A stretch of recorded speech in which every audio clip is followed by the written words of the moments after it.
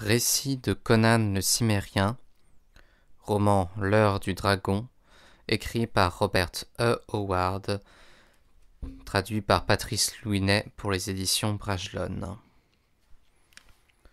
Chapitre 2. Un vent noir souffle.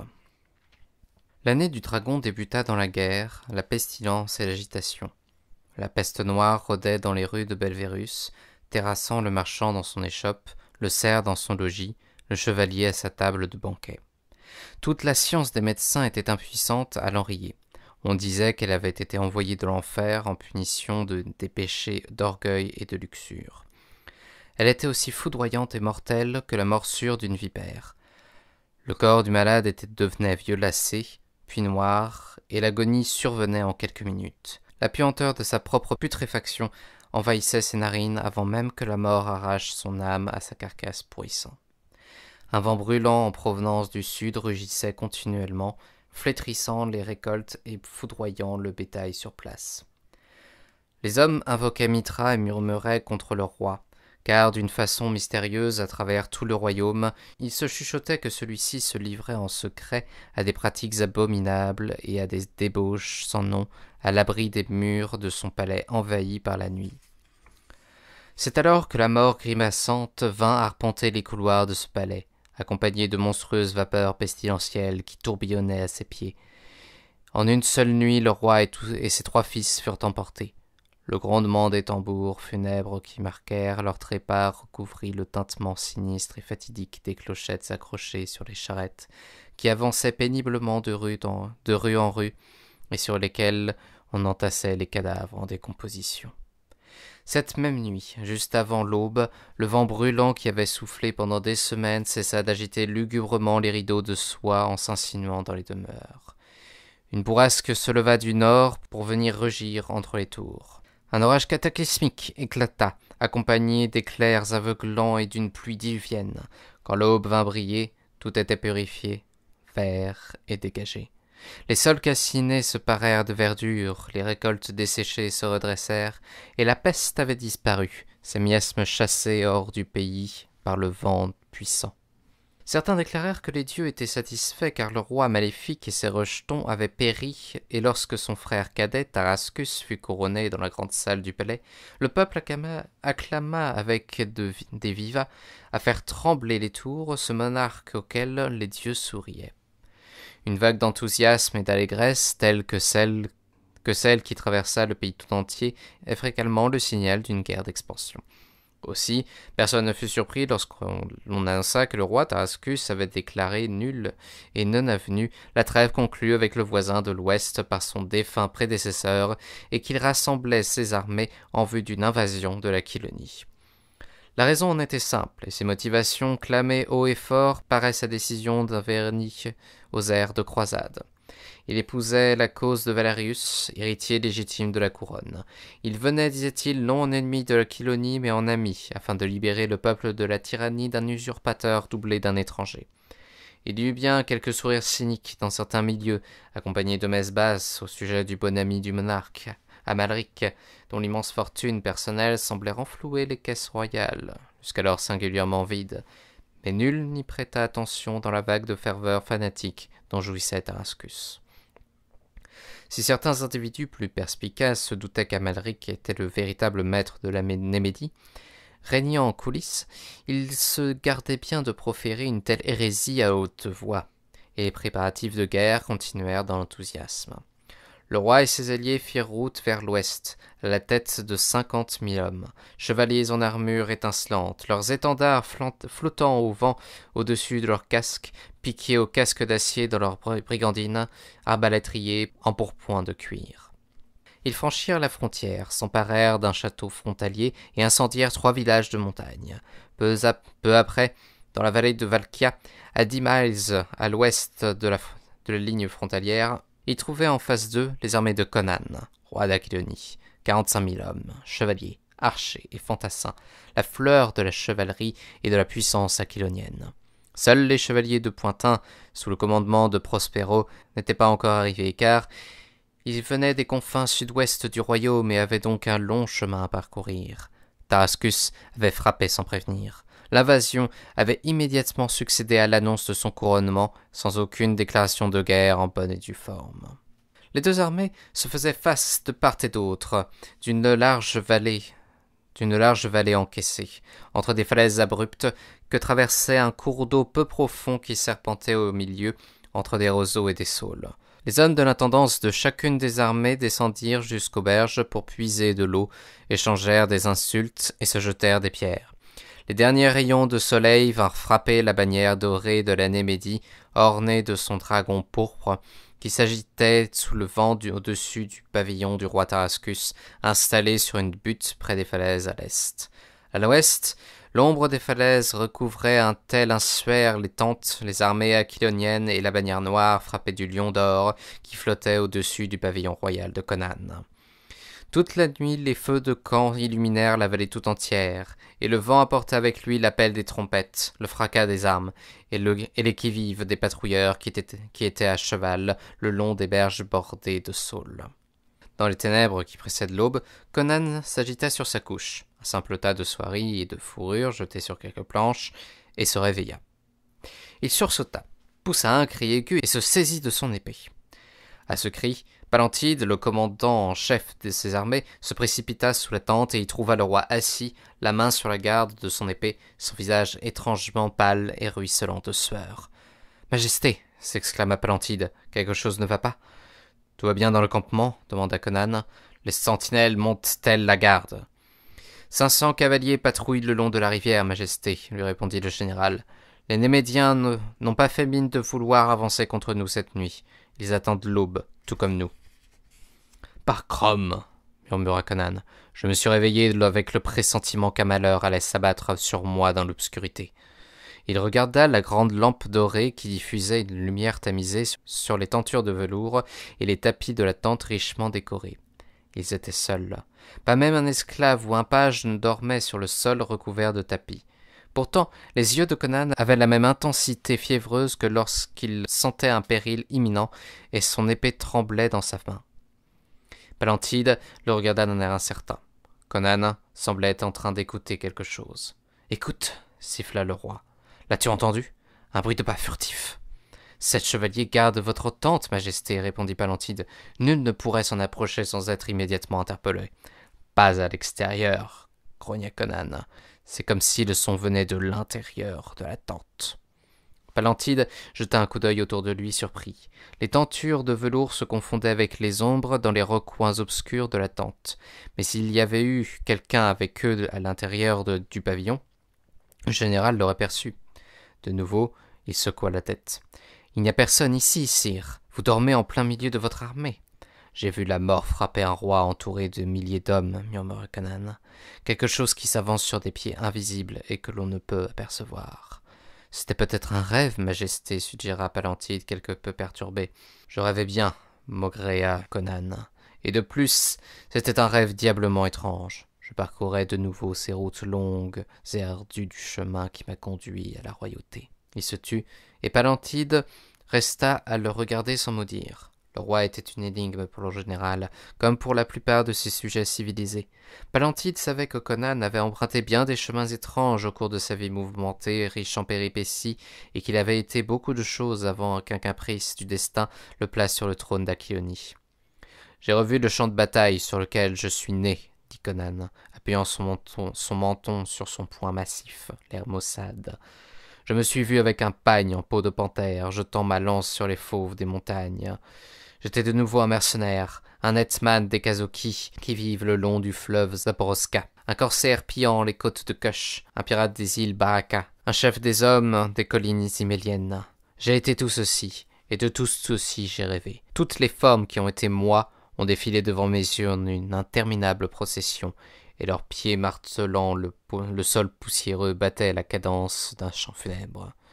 Mais dans mes rêves se mouvaient des formes voilées, d'étranges ombres fantomatiques, et une voix lointaine se moquait de moi. Vers la fin, il m'a semblé me voir sous cette tente, étendu sur ma couche, et voir une forme se pencher sur moi, dissimulée par une cape et une cagoule. J'étais incapable de bouger. La capuche est alors retombée en arrière, et c'était un crâne putréfié qui se penchait sur moi en grimaçant. C'est à ce moment-là que je me suis réveillé. Voilà bien un mauvais rêve, Majesté, déclara Palantide en réprimant un frisson de peur. Mais il est passé. Conan secoua la tête, plus en signe de doute que de déni. Il venait d'une race barbare, et les superstitions et les instincts qui étaient l'apanage de celle-ci n'étaient jamais bien loin de la surface de sa conscience. J'ai déjà fait bien des mauvais rêves, dit-il, et la plupart ne voulaient rien dire. Mais par Crom, celui-là ne ressemblait pas aux autres. J'aimerais que cette bataille soit déjà gagnée derrière nous, car j'ai un sinistre pressentiment depuis que le roi Nimed est mort de cette peste noire. Pourquoi celle-ci a-t-elle pris fin au moment où le roi est mort? Les gens disent qu'il avait péché. Les gens sont des imbéciles, comme d'habitude, grogna Conan. Si l'épidémie avait frappé tous les pêcheurs, par Crom, il n'y aurait plus assez d'hommes pour compter les survivants. Pourquoi donc les dieux, que les prêtres me disent être justes, massacreraient-ils 500 paysans, marchands et aristocrates avant de tuer le roi, si la pestilence était destinée à lui seul? Les dieux frapperaient-ils au hasard, tels des combattants qui lancent des coups d'épée dans le brouillard? Par Mitra, si je visais avec autant d'adresse, cela ferait longtemps que l'Aquilonie aurait un nouveau roi. Non, non, la peste noire n'est pas une épidémie comme une autre. Elle rôde dans les tombes stygiennes, et seuls des sorciers peuvent la conjurer. Je servais dans l'armée du prince Almuric lorsque celui-ci a envahi la Stygie, et sur ces 30 000 hommes, 15 000 ont péri sous les flèches stygiennes. Le reste a été terrassé par la peste noire qui a déferlé sur nous par un vent venu du sud. Je suis le seul à en avoir échappé. Pourtant 500 personnes seulement sont mortes en Némédie, contra Palantide. Celui qui l'a invoqué, quelle que soit son identité, savait également la faire s'arrêter à volonté, répondit Conan. Je sais donc qu'il y avait quelque chose de prémédité et de diabolique derrière celle-ci. Quelqu'un l'a conjurée, quelqu'un l'a fait disparaître une fois le travail effectué, c'est-à-dire lorsque Tarascus s'était assis bien confortablement sur le trône et qu'on l'acclamait en libérateur, comme celui qui avait sauvé le peuple du courroux des dieux. Par Crom, je sens un esprit subtil et démoniaque à l'œuvre derrière tout cela. Que sait-on de cet étranger qui ferait office de conseiller auprès de Tarascus? Il porte un voile, répondit Palantide. On dit que c'est un étranger venu de Stygie. Un étranger venu de Stygie, répéta Conan en prenant un air si renfrogné. Un étranger venu de l'enfer, plutôt. Ah, qu'est-ce? Les trompettes némédiennes, s'exclama Palantide. Entendez comme les nôtres leur répondent. L'aube se lève, et les commandants préparent leurs troupes pour l'assaut. Que Mitra les accompagne, car nombre d'entre eux ne verront pas le soleil se coucher derrière les rochers. Fais venir mes écuyers, s'exclama Conan. Il se leva en hâte et se débarrassa de ses vêtements de nuit en velours. Il semblait avoir oublié ses pressentiments à l'approche de l'action. Va voir les commandants et vérifie que tout est en ordre. Je te retrouve dès que j'aurai revêtu mon armure.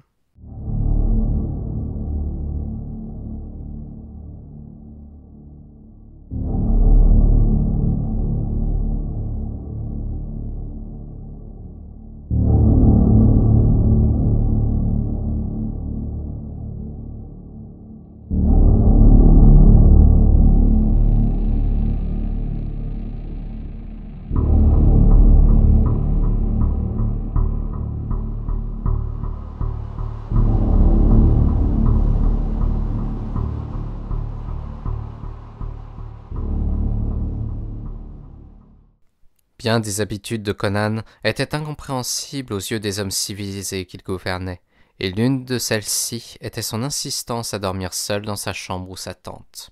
Palantide sortit en hâte du pavillon royal dans le cliquetis de son armure qu'il avait revêtue à minuit après quelques heures de sommeil. Il jeta un coup d'œil rapide sur le campement qui commençait à s'animer d'une activité fébrile. Les hommes se déplaçaient entre les longues rangées de tentes dans la clarté encore incertaine, et les mailles de leurs armures résonnaient d'un son métallique. Des étoiles brillaient encore faiblement à l'ouest, mais de grandes bandes rosées s'étendaient sur toute la ligne d'horizon à l'est, où la bannière frappée du dragon de Némédie flottait au vent et en repli soyeux. Palantide se dirigea vers une tente proche, des dimensions plus modestes, et sous laquelle dormaient les écuyers du roi. Ceux-ci en sortaient déjà, réveillés par les trompettes. Alors que Palantide leur demandait de se hâter, il se figea sur place, incapable de terminer sa phrase. Un puissant cri rauque et l'impact d'un coup terrifiant venaient de retentir sous la tente du roi, immédiatement suivi du bruit terrifiant d'un corps qui s'écrase à terre. À l'intérieur de la tente tonna un rire caverneux qui glaça le sang dans les veines du général. Palantide poussa un cri à son tour, pivota sur ses talons et se rua sous le pavillon. Il poussa à son tour un cri en apercevant le corps massif de Conan étendu sur sa couche. La grande épée à 2 mains du roi gisait à faible distance, et un mât de tente brisé semblait indiquer que c'était là qu'il avait porté son coup. Palantide dégaina son épée, fouilla la tente du regard, mais ne décela rien d'anormal. Lui et le roi excepté, la tente était aussi déserte que lorsqu'il l'avait quittée peu de temps avant. « Majesté !» Palantide s'agenouilla près du géant terrassé. Les yeux de Conan étaient grands ouverts et s'illuminèrent lorsqu'ils se posèrent sur le général. Le Cimmérien était en pleine possession de ses facultés mentales. Ses lèvres se tordirent, mais aucun son n'en sortit. Il semblait incapable de faire le moindre mouvement. Des voix parvinrent de l'extérieur. Palantide se leva en hâte et s'avança jusqu'à l'entrée de la tente où il trouva les écuyers royaux et l'un des chevaliers qui y montait à la garde. « Nous avons entendu un bruit à l'intérieur, dit ce dernier comme pour s'excuser. Le roi va-t-il bien ?» Palantide le sonda du regard. « Personne n'est entré ou sorti de la tente cette nuit. »« Personne à part vous, seigneur, répondit le chevalier, et Palantide n'avait aucune raison de douter de sa loyauté. Le roi a trébuché et fait tomber son épée, dit Palantide brièvement. Retourne à ton poste. Comme le chevalier tournait les talons, le général fit un signe discret aux 5 écuyers royaux, et une fois ceux-ci à l'intérieur, il referma soigneusement le pan de toile qui enferma l'entrée. Ils blêmirent à la vue du roi allongé sur le tapis, mais un geste brusque de Palantide étouffa leurs exclamations. Le général se pencha de nouveau vers le roi, et de nouveau Conan s'efforça de parler. Les veines de ses tempes et les tendons de son cou enflèrent sous l'effort, et il parvint à lever un peu la tête. Sa voix se fit enfin entendre, un murmure à demi intelligible. La chose dans le coin. Palantide leva la tête et jeta un coup d'œil apeuré autour de lui. Il vit les visages pâles des écuyers, éclairés par la lueur de la lampe, les ombres veloutées qui se terraient le long des murs du pavillon. C'était tout. « Il n'y a rien ici, majesté, déclara-t-il. « C'est là, dans le coin, marmonna le roi, en rejetant sa crinière léonine de part et d'autre de sa tête dans ses efforts pour se relever. Un homme, du moins il ressemblait à un homme, enveloppé de guenilles, pareil au bandage d'une momie, avec une cape en lambeaux sur les épaules et une cagoule.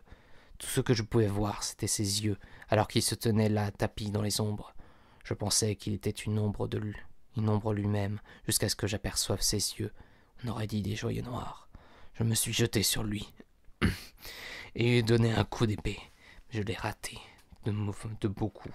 Comment? Crom seul le sait. Et j'ai fendu ce mât à la place. Il a saisi mon poignet comme je perdais l'équilibre, et ses doigts étaient brûlants comme du fer chauffé à blanc. Toutes mes forces m'abandonnèrent alors. Le sol est venu à ma rencontre et me frappa comme un coup de massue.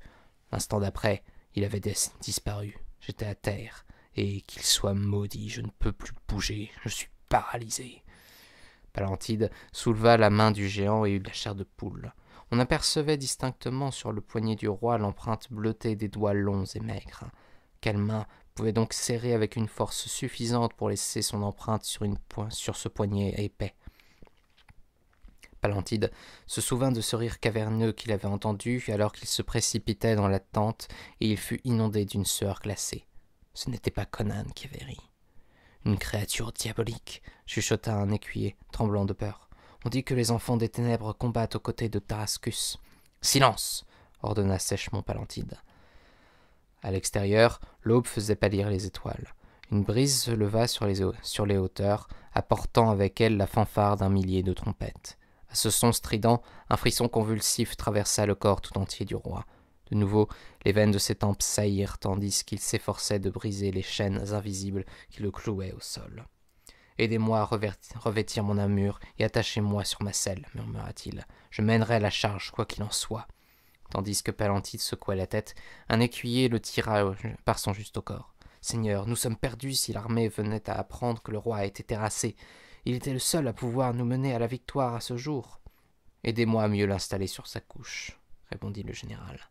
Ils s'exécutèrent, allongeant le géant impuissant sur les fourrures et le recouvrirent d'une cape de soie. Palantide se tourna vers les 5 écuyers et les étudia longuement du regard avant de leur adresser la parole. « Nos lèvres doivent rester scellées à jamais quant à ce qui se passe sous cette tente, dit-il enfin. Il en va de la survie du royaume d'Achéonie. Que l'un d'entre vous aille me chercher l'officier Valanus, capitaine des lanciers de Pélia. L'écuyer qu'il désigna s'inclina respectueusement et sortit en hâte de la tente, tandis que Palantide restait là à regarder le roi prostré. À l'extérieur, les trompettes sonnaient, les tambours grondaient, et la clameur de la multitude s'élevait avec l'aube naissante. Peu après, l'écuyer était de retour, accompagné de l'officier que Palantide avait désigné, un homme de grande taille, puissant et fortement charpenté, bâti comme le roi. Tout comme ce dernier, il avait des cheveux noirs et épais, mais ses yeux étaient gris, et ses traits n'avaient rien de commun avec ceux de Conan. Une étrange affliction frappe le roi, lui expliqua brièvement Palantide. Il t'est fait un grand honneur. Tu vas porter son armure et conduire l'armée à la victoire aujourd'hui. Nul ne doit savoir que ce n'est pas le roi qui galope à la tête des troupes.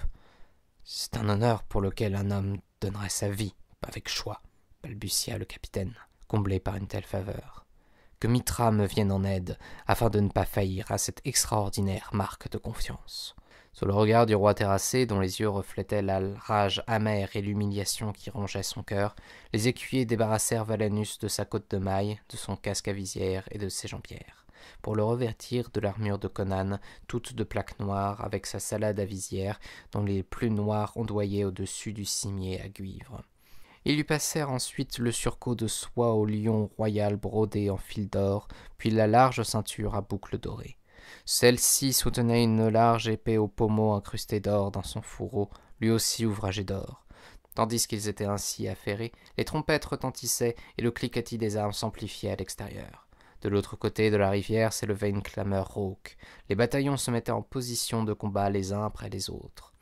Armé de pied en cap, Valanus posa un genou à terre, faisant ondoyer ses plumes au-dessus de la forme qui était allongée sur sa couche. « Seigneur roi, Mitra fasse que je me montre digne de l'armure que je porte en ce jour.